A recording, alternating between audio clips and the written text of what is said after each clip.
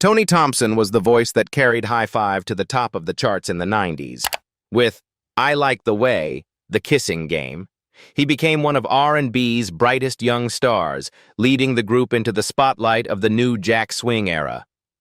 But behind the fame, Tony faced struggles that would change everything.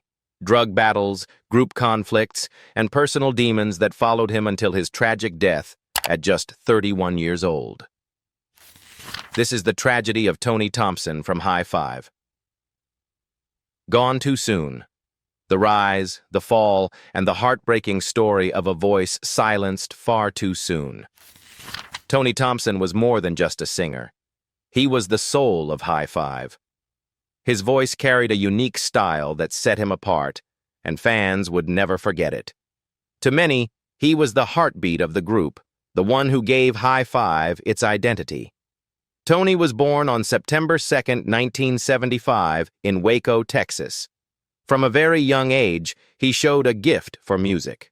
He started out in the youth choir at his church, where his powerful voice quickly made him a standout. Word spread fast about the little kid with the big voice, and soon Tony was telling his family that he wanted to be a professional singer.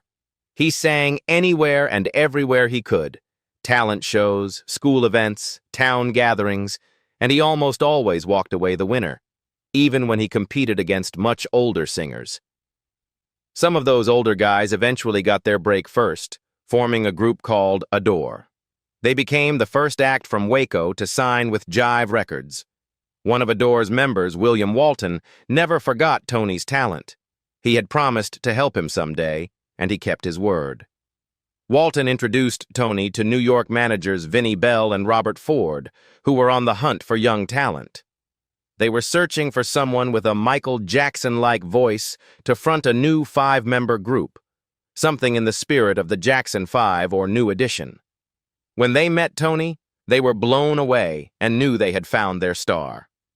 Tony then brought in his friends, Toriano Easley, a powerhouse vocalist from Oklahoma, and Russell Neal. Together, the three of them became the Playmates. They cut a demo, but the record label wasn't sold on their sound just yet. That's when 2 more members, Pooh and Marcus, were added, officially rounding out the lineup. Because they were still only 15 or 16 years old, their parents had to sign the paperwork to make it all official. Once everything was in place, the group became part of the Jive Records family. They made history as the first R&B group to actually release music under the label, even though Adore had signed before them but never put out a record. There was one last change they had to make. The name The Playmates was already owned by Hugh Hefner of Playboy fame. So the group took on a new name, one that fans would come to know worldwide: High Five. When High Five began working on their debut album, they turned to a familiar face: William Walton, a hometown friend from Waco, and a member of the earlier group, Adore. Walton believed in Tony Thompson's talent from the start and played a key role in shaping the group's early sound, contributing heavily to the writing. Alongside Walton, the group had the chance to work with some of the biggest names in the business, including the legendary producer Teddy Riley, who was helping to define the new Jack Swing movement of the early 1990s. Their first single, I Just Can't Handle It, produced by Riley, gave them a solid introduction to the R&B scene, climbing to number 10 on the Billboard R&B charts. The song's video began gaining traction on television, and it looked like High Five's career was about to take off. But before they could truly enjoy their success, tragedy struck. On September 1st, 1990, group member Toriano Easley was arrested and charged with murder. According to reports, Easley had gotten into a heated argument in his hometown of Oklahoma. During the fight, a gun he was carrying went off, striking a man in the stomach and killing him. Though the shooting was ultimately considered self-defense, the incident was devastating. Easley was convicted and sentenced to 10 years, serving 6 before his release. For High Five, it was a shocking blow, one that forced them to make a difficult decision about the future of the group. With Easley gone, Jive Records insisted that High Five continue as a 5-member act. Auditions were held, but none of the hopefuls seemed to fit. That changed when Vinnie Bell attended a Christmas talent show in the Bronx and discovered a 16-year-old gospel singer named Treston Irby. Irby's strong voice and natural stage presence immediately impressed the team. Within days, he was flown out and officially added as the newest member of High Five. On September 25, 1990, High Five released their self-titled debut album. While their first single had done well, it was the second release, I Like the Way, The Kissing Game, that made history. Produced and co-written by Teddy Riley, the song exploded onto the charts, hitting #1 on both the R&B/hip-hop songs chart and the Billboard Hot 100. Certified platinum, it quickly became an anthem of the year, forever tied to the sound of early 90s R&B. The success of Kissing Game catapulted High Five into international stardom. They toured overseas, performed in Japan, landed Sprite commercials, and became a household name in America. Even decades later, the song remains a timeless classic, played on radio stations and remembered fondly as one of the defining tracks of its era. High Five's success didn't stop there. Their third single, I Can't Wait Another Minute, proved just as powerful, reaching #1 on the U.S. R&B chart and climbing to #8 on the U.S. pop chart. Interestingly, the group themselves hadn't believed in the song at first. They had wanted another upbeat track instead. But I Can't Wait Another Minute became their crossover hit, bringing them into the pop world and broadening their fan base. In the video, fans noticed that Treston Irby was lip-syncing the hook, originally sung by Toriano Easley before his arrest. The debut album had one more gem, Too Young. The track not only resonated with fans, but also found a place in pop culture, featured on the soundtrack of the 1991 film Boys and the Hood. In one memorable scene, when Doughboy is released from jail and attends a neighborhood barbecue, Too Young can be heard playing in the background. The track even featured a young prodigy, later famous as one half of Mobb Deep, who at the time was only 15 years old and went by the name Lord T, the Golden Child. Years later, Prodigy would recall the moment in his book, highlighting how that early collaboration became one of his first steps into the world of hip-hop. With multiple hit singles, platinum sales, and a growing reputation, High Five's rise looked unstoppable. But behind the fame, challenges were already building that would soon test the group's future. High Five's debut album was nothing short of a phenomenon. With hit after hit climbing the charts, the record eventually went platinum, solidifying the group as one of the hottest acts of the early 90s. Their energy, style, and youthful charisma made them instant fan favorites. Demand for High Five skyrocketed, and they soon found themselves on major tours around the world, sharing the stage with some of the biggest names of the era: Salt-N-Pepa, Tony, Tone, Troop, Father MC, LL Cool J, Ice Cube, Belle Biv DeVoe, and many more. What made it all the more remarkable was that the members were still teenagers. While their peers were sitting in classrooms, High Five was traveling city to city, performing for packed arenas. To balance both worlds, the group had tutors on the road, making sure they kept up with schoolwork between shows, sound checks, and interviews. With their success came new ambitions. By the time they were ready to start working on their second album, High Five wanted more control over their careers. They no longer wanted to simply be guided. They wanted to make decisions for themselves. This shift led to a dramatic move. The group fired their original managers, Vinnie Bell and Robert Ford, the very men who had discovered them and shaped their path. Not everyone agreed with the decision. Treston Irby, in particular, was against letting Bell and Ford go. After all, it was because of them that he had even joined High Five. They had plucked him from obscurity in New York and given him the opportunity of a lifetime. But when the group voted, Treston was outnumbered. The majority believed that a change was necessary. In Bell and Ford's place, they promoted their road manager, Jonathan Kinloch, making him their full-time manager. With new leadership in place, High Five quickly turned their attention to the issue of money. Despite being one of the top groups in the world, their bank accounts told a different story. They approached Jive Records demanding answers. To their surprise, the label explained that the group was in the red. Despite their platinum success, they had not yet recouped their expenses. The label pointed to a laundry list of costs that were charged back to the group: credit cards, hotel stays, clothes, food, and travel expenses. For Russell Neal, the explanation didn't sit right. He wanted transparency.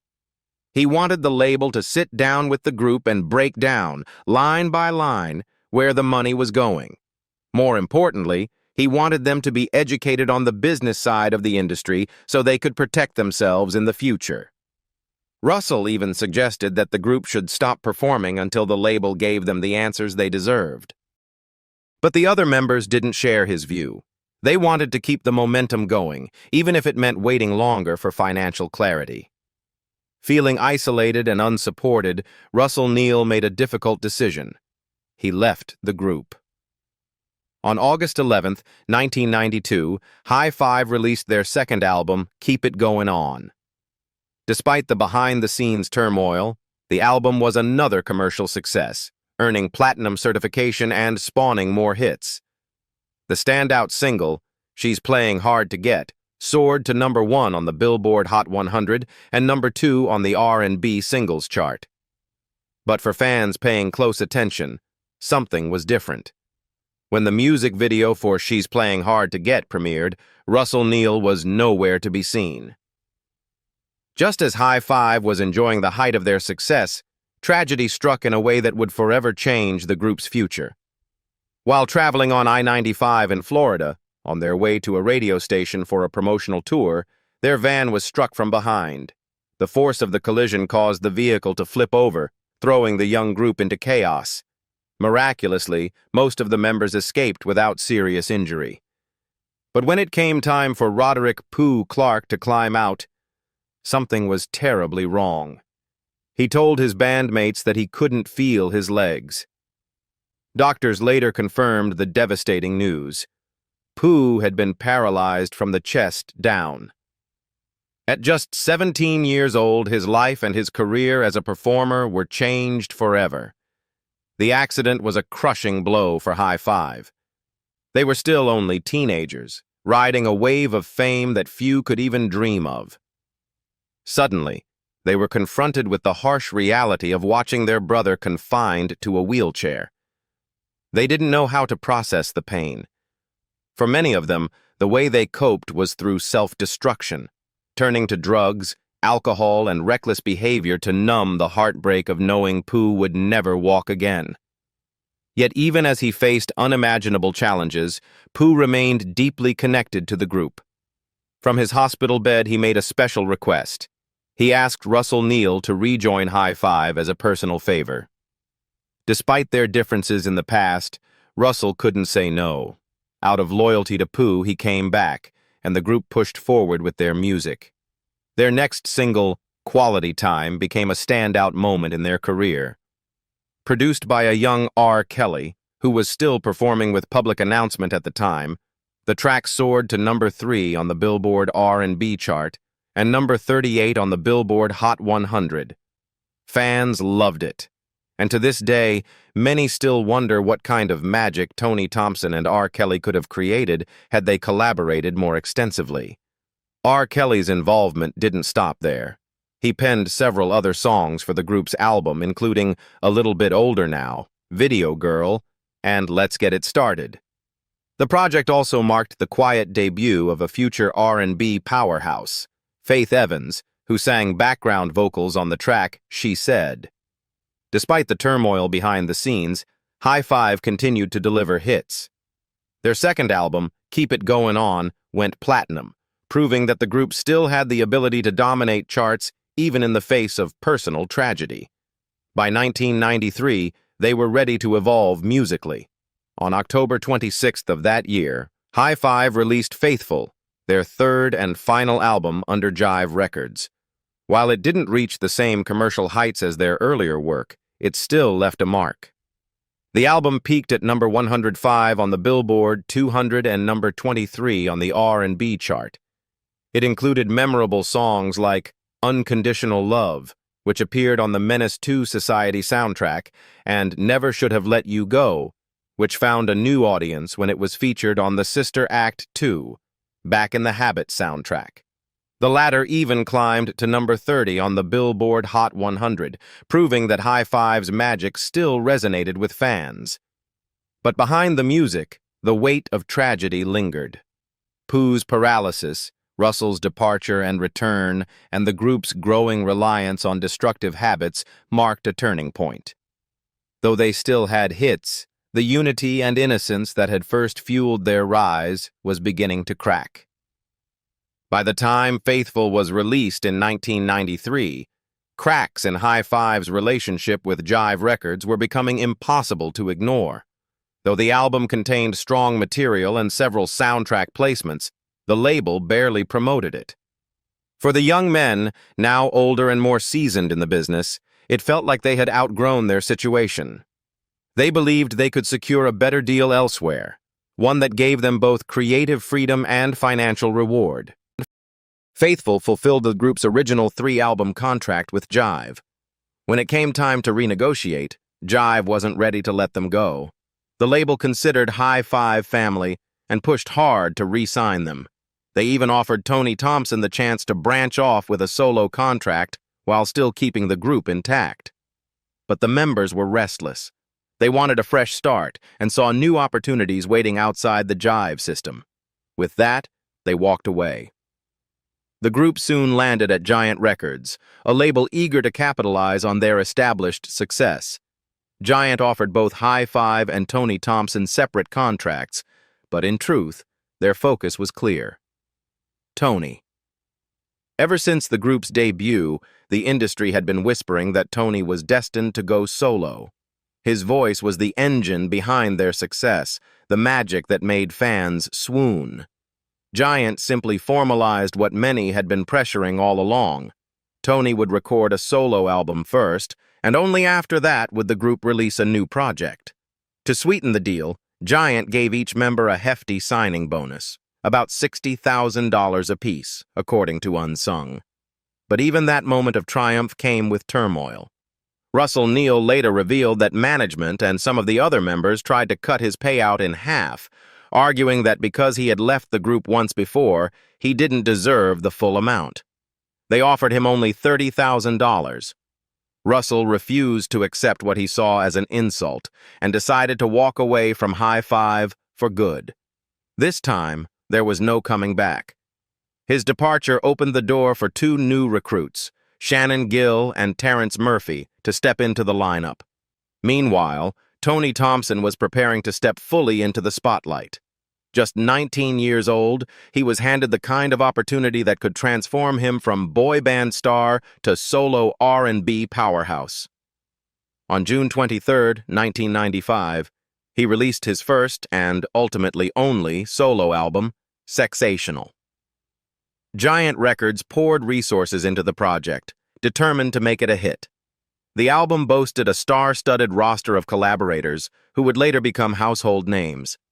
Rising talents like Missy Elliott, Joe, Usher, Faith Evans, and Dave Hollister contributed to the project. Tony also worked with established heavyweights such as Teddy Riley, Al B. Sure, Devontae Swing of Jodeci, and Sean Puff Daddy Combs. The lead single, I Wanna Love Like That, produced by Babyface, cracked the top 20 on the R&B charts and gave Tony his biggest solo spotlight. He also recorded a lush cover of Stevie Wonder's timeless My Cherie Amour, which showed off his ability to honor the greats while putting his own spin on a classic. On paper, Sexational should have cemented Tony's place as a solo star. But despite the talent and money behind it, the album flopped commercially. It failed to make the kind of impact Giant Records had been banking on. The disappointment was swift and unforgiving. Instead of allowing High Five to regroup and release a follow-up as planned, the label decided to cut their losses. Giant Records dropped Tony, and with him, the entire group. It was a crushing blow. High Five had the momentum, the pedigree, and the fan base, but they were cut off before they even had a chance to prove themselves under their new deal. What made the decision sting even more was the fact that Giant's R&B division was thriving at the time. Acts like Color Me Bad and the girl group Jade were flourishing, getting the push and promotion that High Five desperately needed. But for Tony and his group, the dream of a second act at Giant Records was over before it even began. After 2 platinum albums and years of proving themselves, High Five's momentum came to an abrupt halt. Giant Records dropped the group without even giving them another chance, simply because Tony Thompson's solo album had flopped. For Tony, it was a devastating blow. For the group, it marked the beginning of the end. That was the moment when drugs began to take over Tony's life. Cocaine and heroin became his crutch, and while some of the group members tried to shield the truth from the public, the struggle was undeniable. Behind the scenes, Tony was fighting demons that would shadow the rest of his career. After being cut loose by Giant, the group tried to secure deals with other labels, but doors kept closing. Labels didn't want the risk. Disheartened, the members eventually drifted back home, leaving the dream suspended in midair. Yet Tony remained the exception. To fans and industry insiders, he was still the heartbeat of High Five, the Michael Jackson of the group. Everyone expected him to rise as a solo artist. That expectation led him to Bad Boy Records, where he signed on to work with Sean Puff Daddy Combs. On paper, it was the perfect fit. Puff was building an empire, and Tony had the voice to match. But the album they started together never saw the light of day. Whispers in the industry blamed Tony's drug use. Some insisted that his habits sabotaged the deal. Even those who cared about him couldn't save him. Friends, colleagues, and even professionals tried to get him into rehab, but Tony's addiction was already in control. Years later, on Unsung, comedian Flex Alexander, best known for the sitcom One-on-One, spoke candidly about Tony's condition. He confirmed what many already feared. By that time, Tony was simply too far gone. Still, Tony tried to present another side of the story. In a sit-down with radio host Wendy Williams, he pushed back against the rumors. Wendy teased him on air, even going as far as joking about searching for track marks. But Tony claimed drugs weren't the reason he left Bad Boy. According to him, the real issue was vision. He said he wanted to start his own label, and Puff wasn't ready to let him take that leap. Regardless of which story was true, what followed was undeniable. Without Bad Boy's backing, Tony's struggles worsened. The drugs became heavier, depression deepened, and the career he had fought so hard to build continued to unravel. Yet even in that darkness, Tony was determined to try again. He founded his own imprint, In-Depth Records, hoping to carve out independence. With his new label, Tony dreamed of resurrecting High Five. His first move was to approach the original members, sharing his vision of a comeback. But they weren't interested. The wounds of the past, the lawsuits, and the hardships were still too raw. Their refusal cut Tony deeply, so in his hurt and determination, he went a different route. If the original High Five wouldn't return, he would build a new High Five from scratch. With all new members by his side, Tony set out to reclaim the name, the legacy, and the dream that had once taken him from Waco, Texas, to the top of the Billboard charts. By 2005, Tony Thompson was determined to prove that he still had the magic that made High Five a household name in the early 90s. On October 11th of that year, he released an album titled The Return, this time with an all-new lineup of High Five. The project leaned heavily into the Houston sound that was dominating hip-hop at the time, featuring guest spots from Southern stars like Bun B, Paul Wall, and Mike Jones. Tony hoped it would be the spark to revive his career and restore the High Five brand. But instead of a comeback, it sparked chaos. The original members of High Five weren't on board. They filed a cease and desist order, claiming legal ownership of the group's name. The dispute spilled into the public eye in the worst way possible. Tony and his new group appeared on Wendy Williams' radio show, and there, live on air, he and original member Treston Irby exploded into a heated argument about who had the right to call themselves High Five.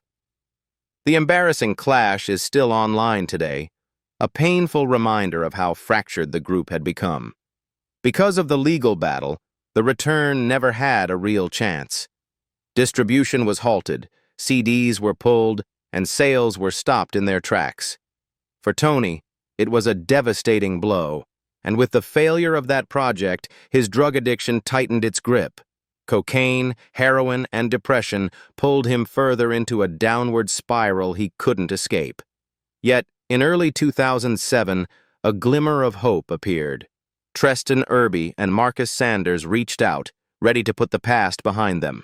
They wanted to squash the beef, reunite with Tony, and give High Five another shot. According to Treston, footage of those sessions still exists, evidence of a group on the verge of healing, mapping out a comeback.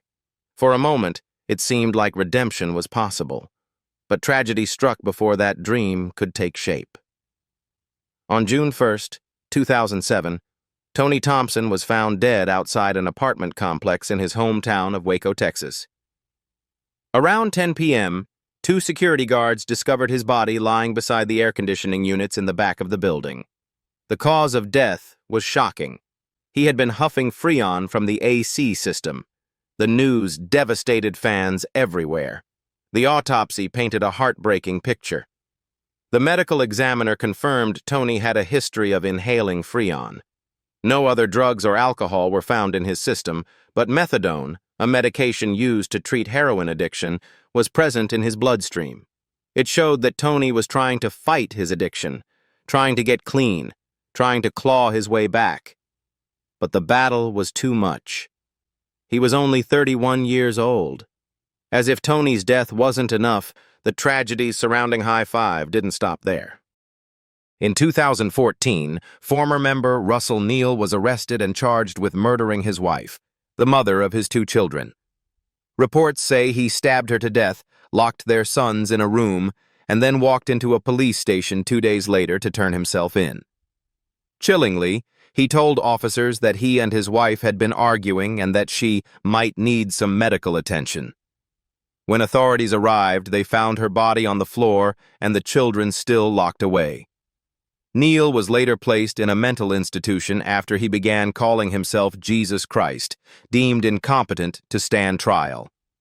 More misfortune followed. In 2009, Treston Irby was shot 5 times outside a nightclub in Connecticut. Miraculously, he survived. Today, he continues to move forward with his life, even releasing a book titled Hiatus, where he tells his side of the High Five story. And most recently, tragedy struck again when Roderick Pooh Clark passed away in a hospital in Waco, Texas. He had spent decades paralyzed after the car accident that changed his life, but this time complications from an infection and pneumonia took him at just 49 years old. High Five's story was one filled with talent, success, and hits that defined an era, but also marred by heartbreak, addiction, violence, and devastating loss. For fans, the music lives on. For those who knew them, the pain never really fades.